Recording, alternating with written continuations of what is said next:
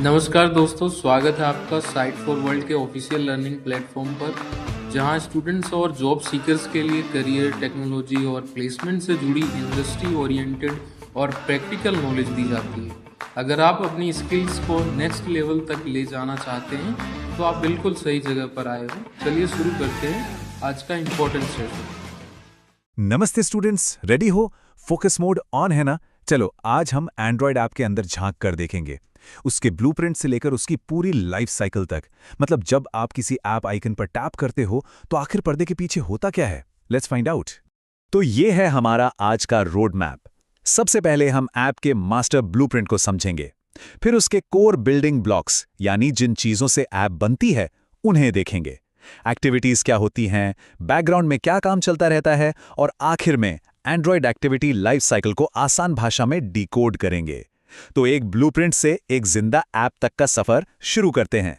तो वही सबसे बड़ा सवाल, जब आप किसी ऐप आइकन पर टैप करते हो तो असल में होता क्या है? वो ऐप स्क्रीन पर दिखने से पहले बैकग्राउंड में क्या-क्या प्रोसेस हो जाता है? चलिए इसी मिस्ट्री को सॉल्व करते हैं। हर एंड्रॉयड ऐप की कहानी शुरू होती है उसके मास्टर ब्लूप्रिंट से, और ये ब्लूप्रिंट है एक फाइल जिसका नाम है Android Manifest.xml। ये वो पहली चीज है जिसे एंड्रॉयड सिस्टम आपकी ऐप में देखता है। सोचो, आपकी ऐप का कोई कोड रन होने से पहले एंड्रॉयड ऑपरेटिंग सिस्टम इस फाइल को पढ़ता है। ये फाइल सिस्टम को बताती है कि ये एक ऐप है, ये इसका नाम है और ये काम कर सकती है। आप इसे ऐप की जन्म पत्री या ID कार्ड भी कह सकते हो। इसके बिना सिस्टम को पता ही नहीं चलेगा कि आपकी ये ऐप है क्या। तो ये मैनिफेस्ट फाइल डिक्लेयर क्या करती है? ध्यान से सुनना, ये इंपॉर्टेंट है। पहला, ये ऐप के सारे कंपोनेंट्स जैसे कि एक्टिविटीज और सर्विसेज के बारे में बताती है। दूसरा, ऐप को कौन कौन सी परमिशंस चाहिए, फॉर एग्जाम्पल कैमरा या लोकेशन यूज करने की परमिशन।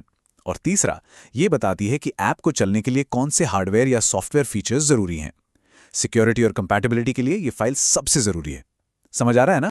ओके, तो ब्लूप्रिंट क्लियर है। ठीक है, अब बात करते हैं उन बिल्डिंग ब्लॉक्स की जिनको जोड़ जोड़कर पूरी ऐप बनती है। मैनिफेस्ट फाइल में हम इन्हीं बिल्डिंग ब्लॉक्स को डिक्लेयर करते हैं। यह है ऐप के मेन कंपोनेंट्स, या कह लो 3 मेन पिलर्स। पहला है एक्टिविटी, ये वो है जो आपको स्क्रीन पर दिखता है, यानी यूजर इंटरफेस। दूसरा है सर्विस, ये बैकग्राउंड में लंबे काम करती है जैसे गाना बजाना। और तीसरा है कंटेंट प्रोवाइडर, ये ऐप के डेटा को मैनेज और दूसरी ऐप्स के साथ शेयर करता है, जैसे आपकी कॉन्टैक्ट लिस्ट। सिंपल है ना? चलिए अब सबसे पहले उस कंपोनेंट पर फोकस करते हैं जो हम सबसे ज्यादा देखते हैं, एक्टिविटी।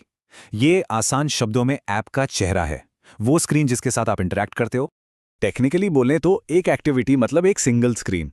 एक ऐप असल में ऐसे ही बहुत सारी एक्टिविटीज का एक कलेक्शन होता है जो एक साथ मिलकर एक कंप्लीट यूजर एक्सपीरियंस बनाती हैं। एग्जाम्पल दूं, व्हाट्सएप में जो चैट स्क्रीन है वो एक एक्टिविटी है, और जो स्टेटस स्क्रीन है वो एक दूसरी एक्टिविटी है। क्लियर हुआ? तो सवाल ये है कि एक एक्टिविटी से दूसरी एक्टिविटी पर जाते कैसे हैं? उसके लिए होता है इंटेंट। इंटेंट को आप एक मैसेंजर समझ लो। ये एक कंपोनेंट से दूसरे कंपोनेंट को मैसेज भेजता है कि भाई अब तुम अपना काम शुरू करो। तो एक एक्टिविटी से दूसरी को स्टार्ट करने का काम इंटेंट ही करता है। ठीक है, जो सामने दिखता है यानी एक्टिविटी, वो तो समझ आ गया। फोकस बना हुआ है ना? क्योंकि अब हम पर्दे के पीछे चलने वाले काम को देखेंगे, यानी सर्विसेज और कंटेंट प्रोवाइडर्स। सर्विस एक इनविजिबल वर्कर की तरह है जो बैकग्राउंड में चुपचाप अपना काम करता रहता है, जैसे म्यूजिक प्ले करना या कोई फाइल डाउनलोड करना। इसका अपना कोई यूआई नहीं होता। और दूसरी तरफ है कंटेंट प्रोवाइडर, जो ऐप के डेटा का मैनेजर है। ये डेटा को स्टोर करता है और जरूरत पड़ने पर परमिशन के साथ दूसरी ऐप्स के साथ शेयर भी करता है। और अब आते हैं इस कहानी के क्लाइमैक्स पर, the Android activity life cycle. Screen पे ध्यान है ना? ये बहुत ज़रूरी टॉपिक है। ये वो सिस्टम है जिससे एंड्रॉयड ये मैनेज करता है कि इन कंपोनेंट्स को, खासकर एक्टिविटीज़ को, कब बनाना है, कब चलाना है और कब बंद करके रिसोर्सेज बचाने हैं। इस डायग्राम को ज़रा ध्यान से देखो। एक एक्टिविटी अपनी पूरी लाइफ में पैदा होने से लेकर ख़त्म होने तक कई अलग अलग स्टेट्स से गुजरती है। अब आप सोच रहे होंगे ये इतना झंझट क्यों? सिंपल रीजन, आपके फोन की बैटरी और मेमोरी को एफिशिएंटली यूज करने के लिए। इसी से एंड्रॉयड डिसाइड करता है कि किस ऐप को कब रिसोर्सेज देने हैं। इतना कॉम्प्लेक्स डायग्राम देखकर कंफ्यूज मत हो। हम इस पूरे लाइफ साइकिल को 3 मेन स्टेट्स में सिंप्लीफाई कर सकते हैं। पहला, रनिंग यानी एक्टिविटी स्क्रीन पर है और आप उससे इंटरैक्ट कर रहे हो। दूसरा पॉज्ड यानी एक्टिविटी दिख तो रही है पर फोकस में नहीं है। और तीसरा स्टॉप्ड यानी एक्टिविटी अब बैकग्राउंड में है और स्क्रीन पर दिख नहीं रही। और ये स्टेट्स चेंज होते हैं कुछ खास मेथड्स के कॉल होने पर। सोचो, एक्टिविटी ऑन क्रिएट से पैदा होती है, ऑन स्टार्ट से वो स्क्रीन पर दिखने लगती है, ऑन रिज्यूम से आप उससे इंटरैक्ट कर पाते हो, फिर ऑन पॉज और ऑन स्टॉप से वो बैकग्राउंड में चली जाती है और आखिर में ऑन डिस्ट्रॉय से खत्म हो जाती है। इस सीक्वेंस को नोट कर लो, ये बहुत इंपॉर्टेंट है। इन सब में सबसे जरूरी मेथड है क्रिएट ऑन क्रिएट। ये इंटरव्यू में 100% पूछा जाएगा। ये वो पहला कॉल है जब एक्टिविटी क्रिएट होती है। सारा इनिशियल सेटअप जैसे यूआई बनाना, डेटा लोड करना, सब यहीं होता है। ये इतना फंडामेंटल है कि हर एक्टिविटी में इसको इंप्लीमेंट करना कंपल्सरी है। ऑन पॉज भी बहुत इंपॉर्टेंट है। ये तब कॉल होता है जब एक्टिविटी से आपका फोकस हटने वाला हो, मानो कोई फोन कॉल आ गया। एक अच्छी ऐप इसी टाइम पर सारे अनसेव्ड चेंजेस को सेव कर लेती है और हैवी काम जैसे एनिमेशंस को रोक देती है। इससे सीपीयू और बैटरी दोनों की बचत होती है। और डी ऑन डिस्ट्रॉय है एक्टिविटी का आखिरी कॉल, उसके खत्म होने से ठीक पहले।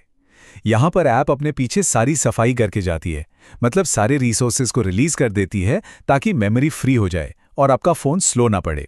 फोन की ओवरऑल परफॉर्मेंस के लिए ये बहुत क्रिटिकल है। जैसा कि फेडोरोव स्टैनिस्लाव ने कहा है, एप्लीकेशन का स्ट्रक्चर डिजाइन करते टाइम परफॉर्मेंस आपकी पहली प्रायोरिटी होनी चाहिए। और इस पूरी लाइफ साइकिल को ठीक से हैंडल करना ही अच्छी परफॉर्मेंस की नींव है। सिर्फ ऐप बनाना काफी नहीं है, उसे परफॉर्मेंट बनाना जरूरी है। तो आज हमने ऐप के ब्लूप्रिंट से लेकर उसकी पूरी लाइफ साइकिल का सफर तय किया। अब जब आप इस लाइफ साइकिल को समझ गए हो तो आपके लिए एक सवाल है, इस नॉलेज को यूज करके एक ऐप को और ज्यादा एफिशिएंट यानी फास्ट और बैटरी फ्रेंडली कैसे डिजाइन किया जा सकता है। इसके बारे में जरूर सोचना। तो हमारे चैनल को सब्सक्राइब कीजिए और वीडियो को अपने दोस्तों के साथ शेयर जरूर कीजिए। कमेंट सेक्शन में अपना डाउट या नेक्स्ट टॉपिक लिखना मत भूलिएगा।